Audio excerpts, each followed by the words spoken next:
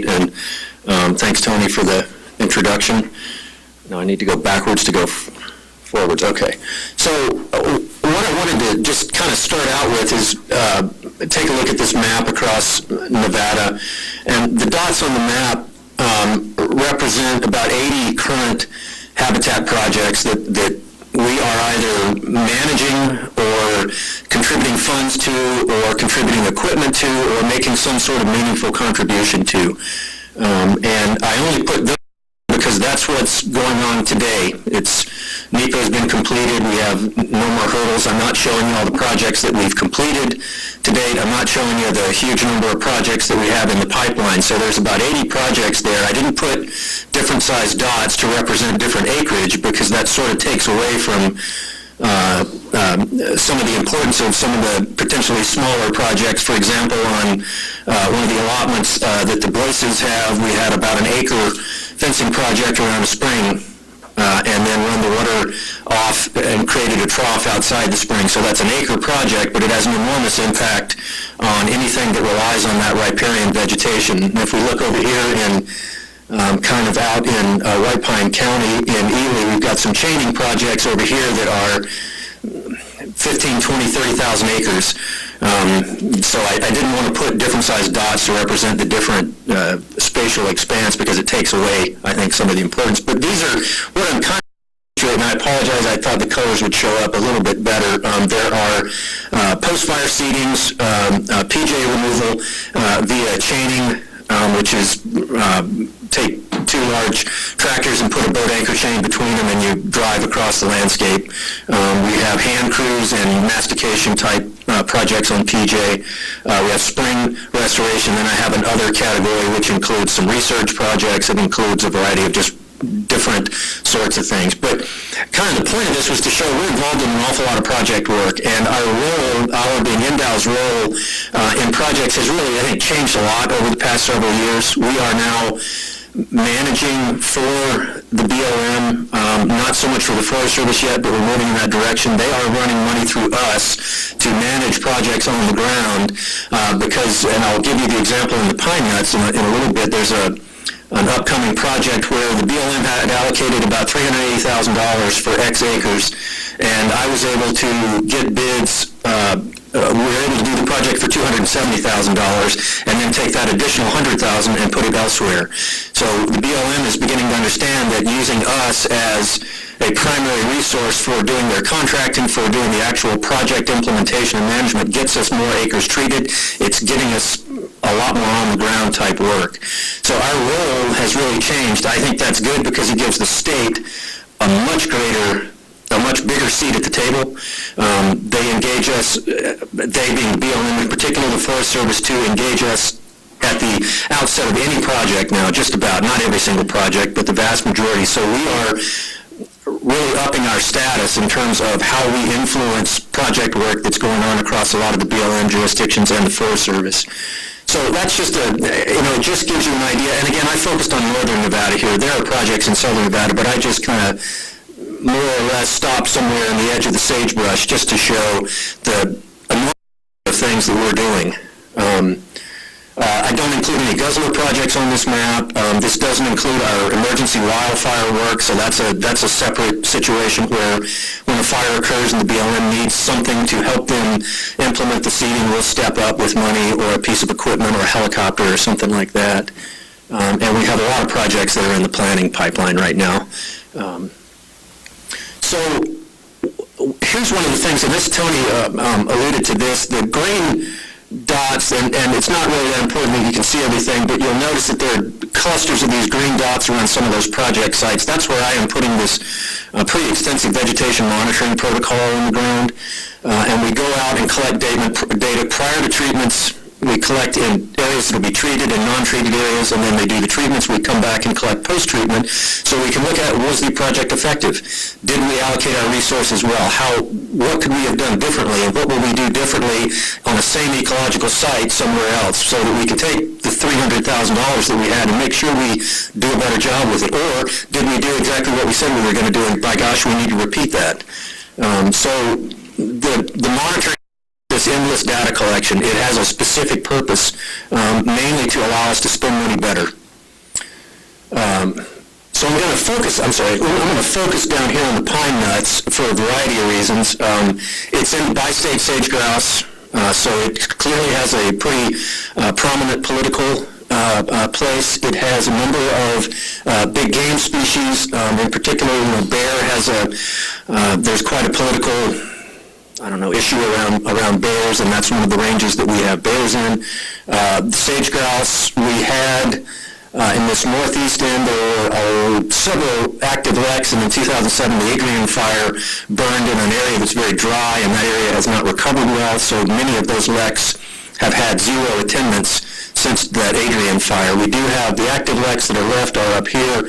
We have one active wreck in the buckskins, and then some new wrecks down here in the south end of the pine nuts. But the project work that we're doing in the pine nuts largely is focused on pinyon juniper expansion and removal and control. There are some meadow projects. We have a few springs that we're trying to do some fencing and some pasture management, some other issues to try to correct some vegetation deficiencies in those areas. We have multiple stakeholders. We have BLM, we have BIA, we have individual Washoe tribal member land, we have private land, the Huntsburgers, also Freddie Fullstone, they have private land in the area. We have the NRCS involved. I'm probably going to leave people out, but we have 12 or 15 different partners working towards these larger project goals. We have funding that comes from a variety of sources. The Department of Wildlife has contributed some of our internal funding. We match that internal funding against some of our Pittman-Robertson money so that we take one of our internal dollars and turn it into $4 via the PR money. We have money from the BLM, private dollars. As NRCS puts money on private land, the landholder is required to put up X amount of money. Just an enormous number of stakeholders and contributors to this project. And what you can see is a lot of little colored polygons. There's some blue ones, green ones, these little red polygons. And this is all over about a 25,000 acre project site. Actually, it's larger than that. We're doing about 25,000 acres of actual project work across the entire of the Pine Nut Mountains, and that includes, like I say, riparian work, PJ thinning. Now it's a post-fire seeding. I included this purple outline here is the bison fire that burned a couple years ago, and what you will notice is it burned through some of the proposed project work, and I'm going to show you a before and after picture of that in just a minute. The project I mentioned that we are managing that allowed for a substantial savings is a pinyon juniper thinning project in this area, and I'll show you that in just a minute.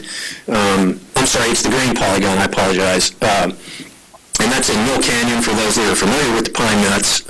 It's about 3,000 more acres of mastication, so big machinery will be in there, some hand crew work. Let's see.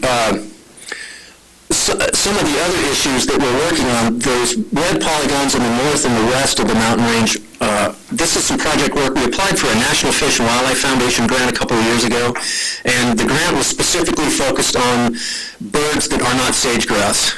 So we were required to focus on issues that did not address sage-grouse habitat, and there are, if you've spent any time in some of these little draws and wood areas and canyons, what you see is aspen and willow that are pines have moved into those riparian areas, and that's certainly not consistent with the historical condition of those riparian areas. So we're doing some thinning projects to pull the conifers out of some of that riparian vegetation in the hopes that that will improve habitat for songbirds. So we are not entirely focused on game species for these projects. We have specific projects that address non-game species as well. And of course, as you do project work in pinyon juniper and sagebrush, you're improving the habitat for non-game species as well as game species. Obviously, the goals are to, in the pine nuts, is really focused on sage-grouse, but we are looking at pronghorn and mule deer as game species that the habitat can be improved for. In fact,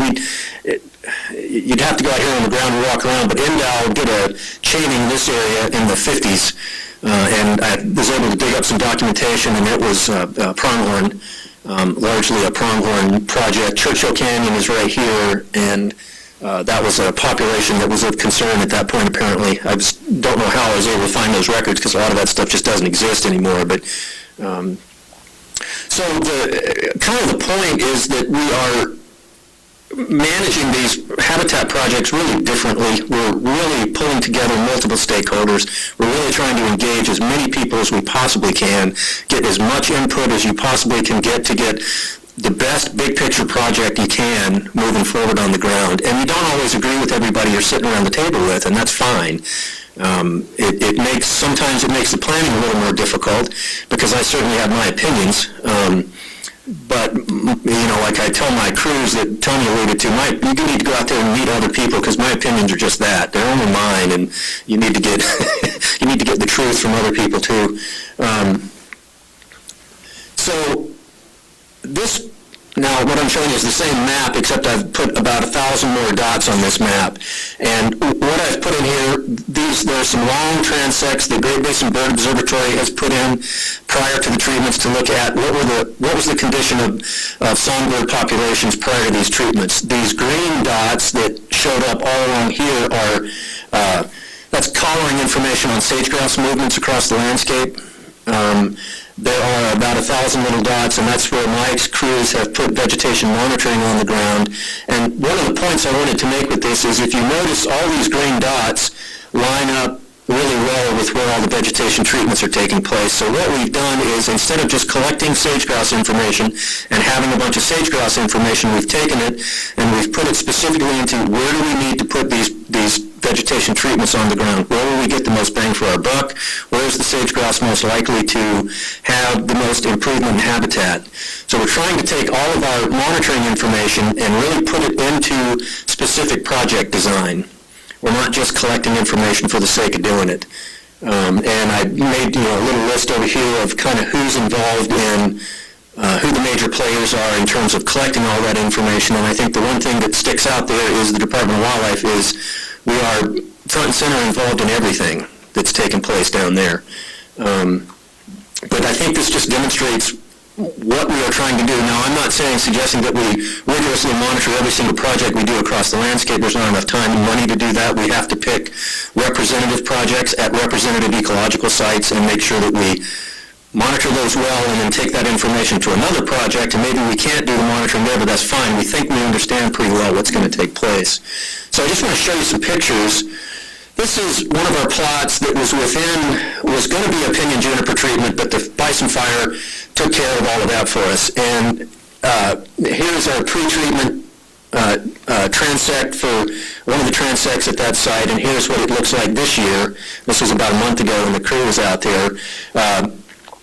We didn't quite want this much, this type of tree and shrub removal. This wasn't really the goal of the project, but that's what we got. And so we've done some seeding, and there's a lot of cheatgrass in this picture. But there are some perennial bunch grasses in here. There are some perennial forbs. It's not nearly as bad as it looks. And again, that's another illustration for why monitoring can be important and not just a drive-by photo. If you get out there on the ground and really measure, you start to see, well, it's not as bad as we think it is, and if we continue to treat with plateau and do some other things, we can trend away from this cheatgrass-dominated site, and that is the intention. So I just wanted to show you a bad first. Here's another one of our, this did not burn. Here's the 2011 pre-treatment, and here's your picture from this year of that very same transect. So this is thousands of acres of pinyon juniper removal.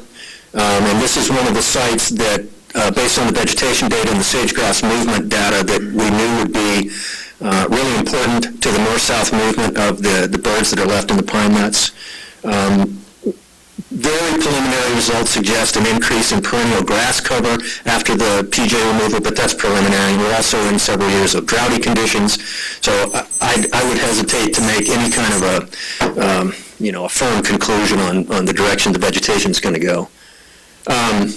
This is that Mill Canyon project. So this is at the north end of the pine nuts. You're standing north looking south through the pine nuts. And one of the things I just wanted to illustrate is this was phase one of this project, but you'll notice that this is not a big square.